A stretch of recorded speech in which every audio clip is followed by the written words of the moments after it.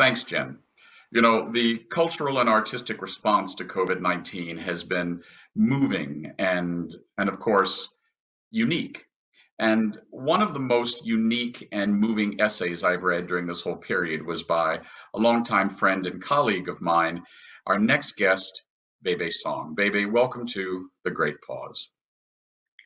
Thank you, David. So nice to see you here. So before we start, tell us a little bit about your work as a writer and an artist. I've known you for many years, but I've known you in a professional capacity. I was very moved by the essay you wrote. How have you used your past experience to come to this moment and express what it's like during the Great Pause? David, it's interesting to hear you call me an artist and writer. I guess I feel a little more comfortable with writer. I still feel a little insecure when people do call me artist, and thank you for calling me that. I feel a little insecure because I'm probably not by the traditional definition an artist. However, I have been living life the artist way ever since I discovered an artist inside more than a decade ago, and I have been trying to work the artist way as well. And my medium is a little unusual. It's entrepreneurial ventures that embed art in it. And at the moment, or in this current episode of my entrepreneurial venture, which I call it Essinova 2.0, you are familiar with my work with Essinova 1.0. The current chapter, we actually try to bring out the artist in everyone and giving them the training and the tools to live life artfully, whatever their profession is, and to also be the catalyst for change towards more beautiful business and society. So in that sense, I guess I am an artist. Yeah, well, you know, you say I know about Essinova 1.0 and 2.0. Has the COVID-19 pandemic made you think that maybe there's a 3.0? How has COVID-19 changed what you do, bringing an artful context to work? Well, I'm not sure about 3.0 yet. We are in 2.0 for sure, and we're active in it. And we think that now we need art and artful thinking and artist's way of living and working more than ever. I can tell you a little bit about how I personally reacted when this epidemic or pandemic hit. So of course, like many people, I had to, it was raw emotions. I had to process that first. First, it was just this biological instinct to protect, myself and my parents and my loved ones. And having been exposed to the origin, exposed to the crisis, which started in China, I was more cautious earlier, started to put on masks before everyone else did. And after that, the next, at the same time, you have feelings for the others and you want to know how you can contribute. And at the same time, you begin to think about what is this teaching us? What are we learning? What meanings can we make out of this? So with all of these thinking and all of these thoughts and emotions, I was compelled to write that article that you mentioned, basically to process all this stuff that was going through my head and my heart. It was kind of like a snake having to shed the skin. So that was exactly, the article is exactly what I was feeling at the moment, and also what going in the back of my mind, what I wanted to do, how we can contribute. So Essinova, as you know, we try to cultivate the extraordinary through art, leveraging art for human development, leadership, and innovation. So I decided to start this program called Artful in Quarantine to apply our methodology, our way of doing things to this crisis as our way to contribute.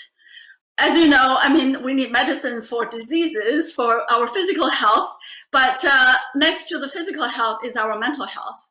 And art and music are the medicine, the the vitamins, the vaccine, and the chocolate and wine for our mind and for our spirit. And I felt that's exactly what people need at this time. So the program, which we call a Play Shop series, is to help calm, enchant, and energize people. You know, I love the show of your name, the name of your show, The Great Pause. This is exactly how I see it as well. It's a pause that we were not taking on our own before. And this crisis is forcing us to pause. Life was getting too fast. We did not have time to reflect, not reflecting enough. And now we are forced to reflect, to think about, and to slow down. And another one is that life was getting so complicated. We need to go back to the basics and appreciate the essential. So those are some of the premises for the program. And the response was very heartwarming. We had people from around the world join us. And people were uplifted. They were inspired. They told us that we brought them to places of bliss and peace. They were inspired to think about how they can use this time to not only re-energize themselves, but also to see what change that they can bring to the world. So it has been very encouraging, the response. And we have formed a community after this to continue to support each other and to continue to learn. BeiBei, what are some of the things that people can do to live, as you say, a more artful life? Well, a few suggestions. One is to develop a meditative practice through art. People don't know art and music can be very meditative.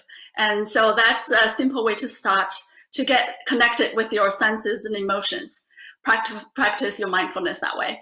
And to start with, anywhere, you don't have to begin with a formal art class. You can start doodle, start to use colors and shapes to represent what you're feeling, what you reflect on today.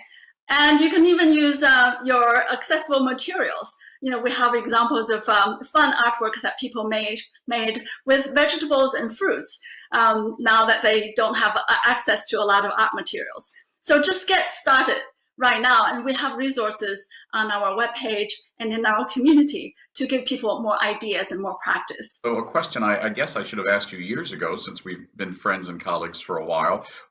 Where does the name Essinova come from? And then after you tell me that, talk about this new community that has developed out of COVID-19, because I know your community roots were already very broad and rich and based in this artful way of doing business. Yeah, essence of innovation. It's very simple. Essinova stands for the essence of innovation. So as you know, the first chapter was innovation we call it innovation for the well-being of humanity.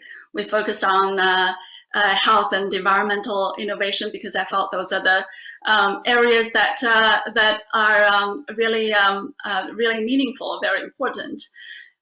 Yes, the community has been it's a broad community, and the second phase, the second chapter, it's about what we call the new Renaissance, the 21st century Renaissance. It brings a convergence of knowledge from science and technology, and of course innovation and business. But also we want to promote the role of art and humanities, which we believe it is dearly needed at this moment in time, in this crucial phase of history. So that's why the community is broad. You mentioned a word that I use a lot because I'm a student of history, and the Renaissance has always fascinated me. Do you think that we're on the verge of some sort of Renaissance because of COVID-19? Well, I don't know if it's because of COVID-19, but I think the COVID-19 is happening in that transition period. I do think that we need another Renaissance, and we are on the verge of another Renaissance. And that, to me, this Renaissance to me is a return to humanism, not only technology technological solutions. It's a return to beauty.